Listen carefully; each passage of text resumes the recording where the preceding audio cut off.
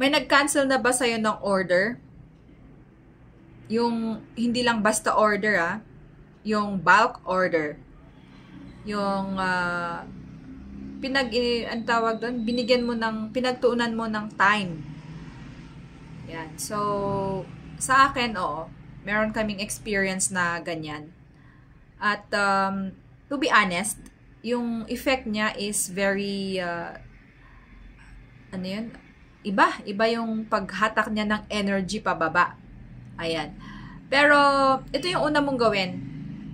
You step away from that yet. You step back, pero don't ever back down. Oo. Well, natural lang naman. Siguro sa time na nag-usap kayo, hindi kompleto yung details, hindi kayo masyadong nagkaintindihan. Ayan. So, yung nangyari sa amin is that nagpa-reserve na siya, no? Nag-usap na kami about sa packaging, sa pricing, and then, alam na namin yung expected date. So, sinabi ko na lang sa kanya, kasi sabi ko, paano mo nalaman yung product namin? And then, ni-refer ng isang kaibigan niya na nakatikim at nagustuhan nila, and they, ang tawag doon, maganda siyang pang token. Yes, and actually, marami na rin kaming nagawang token last year. And doon pa nga kami kumuha ng aming mga new customers. And of course, sabi ko, natikman nyo na ba yung aming produkto, yung aming mga fruities? At ayun nga, hindi pa daw nila natikman yung fruities. So, ang nangyari doon is that, dahil hindi nga nila natikman yung fruities, sabi ko, sige, tikman nyo itong mga flavors at pumili kayo. Pero usually kasi, alam ko na kung ano yung pinaka-bet. Usually yung dragon fruit, glutamate, yung mga medyo fruity taste. Hala! Nung natikman nila, reject agad! Oh my God! Ayun. So, yun yung unang rejection na kuwan namin, na experience namin. And, alam ko na it's a lesson, So, siguro yung una mong gagawin doon, yung sabi ko kanina, yung effect niya kasi lalo na kapag yung message, yun pa yung nakuha mo, i-let down niya talaga agad yung energy mo. So, ano yung pwede mong magandang gawin? Ay, wag mo munang i-deal at the moment. Magkuhan ka muna. Ang tawag doon, ikalma mo muna yung sarili mo. Kasi, ang daming pumapasok na dyan sa utak mo, question na rin mo na lahat. Alam mo yung imbis na nag-cancel lang siya, dahil hindi lang para sa kanila, ikaw naman, as may-ari or negosyante, ang dami-dami nang pumapasok sa utak mo ng kung ano-ano, nagiging defensive ka na. Yeah, it happened to me. And, of course, yun lang yung sigurong parang tinatawag natin na, anong tawag doon? Yung defensive mechanism natin. Pero, ang dapat huwag ka munang mag-react. Of course, be graceful pa rin. Kasi, nasa mundo tayo ng pagnenegosyo. Okay lang,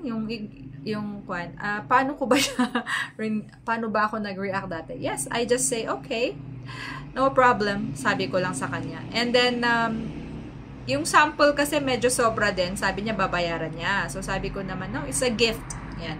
But please don't throw it away. You give it to other people who would love to taste our fruities na natural at hindi naluto sa sugar.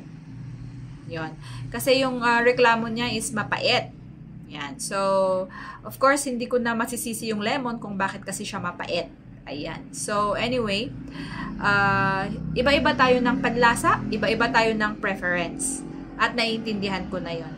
Yan. So, nalugi ba ako doon sa transaction na yon? Yes, sa packaging lang. Kasi, meron na kaming napag-usapan doon sa packaging. Though, nung time na yon, yung mistake ko doon, hindi ako nagpa-down payment. Ayan, dapat nagpa-down payment ako. Nagpa-down payment agad ako. So, ayun, gawin natin. Magpa-down payment tayo. Payment first policy. Or before that, mas better na tanungin mo yung mga info, ang tawag doon, kung sa product, kailangan alam niya yung product mo para hindi siya masya-shock. Siyempre, in all fairness naman to him or her na gagamit doon, dapat alam niya. Ayun. Siya kasi very, siguro, iba rin lang talaga yung trip ng friend niya. Iba rin sa kanya, di ba?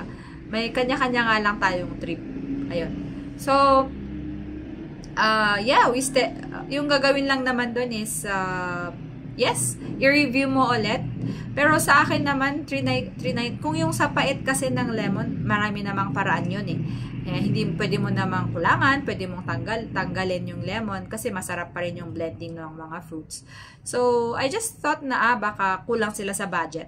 Kasi medyo mahal din. Nung kinompute ko kasi din, yung, hindi na kasi sila nakipag-negotiate. Ayan. So, since alam ko naman na it's a token or giveaway and it costs money, I just let it go. Kasi, yung nabili, yung meron lang naman is yung yung packaging material, yung pouch. Pwede ko pa siya actually gamitin.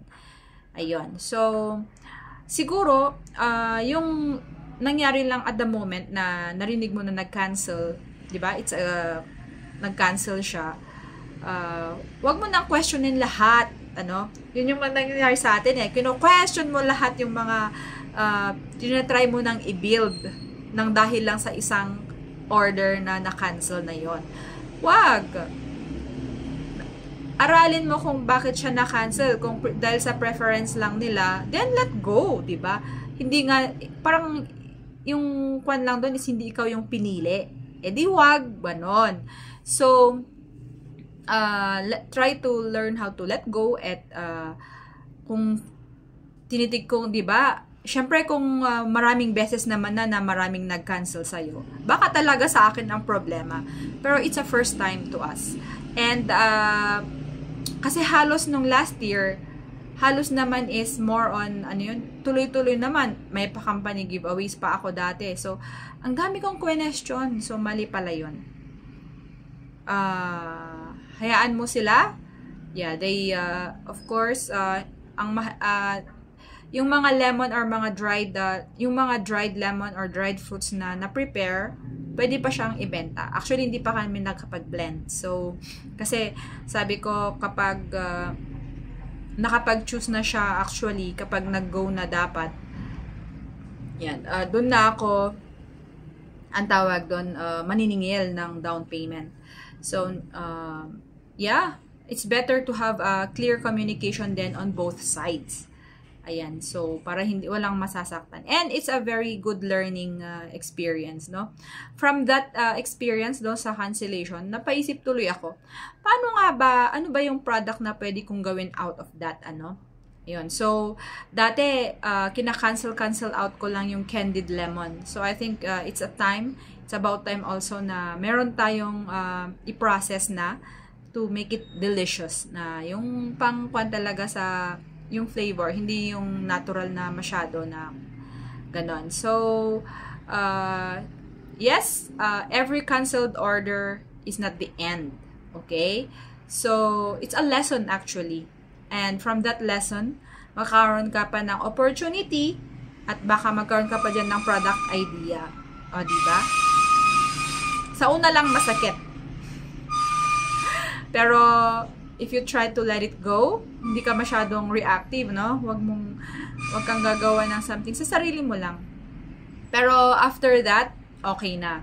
Yan. Okay, guys. Ganun po pag may canceled order. Ayan. So, yeah. Wag mo masyado nang dibdibin. Walang personalan. Business is business. Pag nag-cancel, so what? Kasi nga, baka ang daming reason din sa kanyang side. Okay? Pag alam mo naman na hindi ka ganun nag-invest din, sa amin naman yung sa packaging material lang yung na-invest ko. And I can let go. I can let it go. Yes. Kasi pwede pa siyang gamitin. Yan. So, trust your gut. Ayan. Trust your feeling. Ayan, kapag pupunta ka na doon sa bulk order na yon, kailangan na mas better talaga yung payment first policy, ano?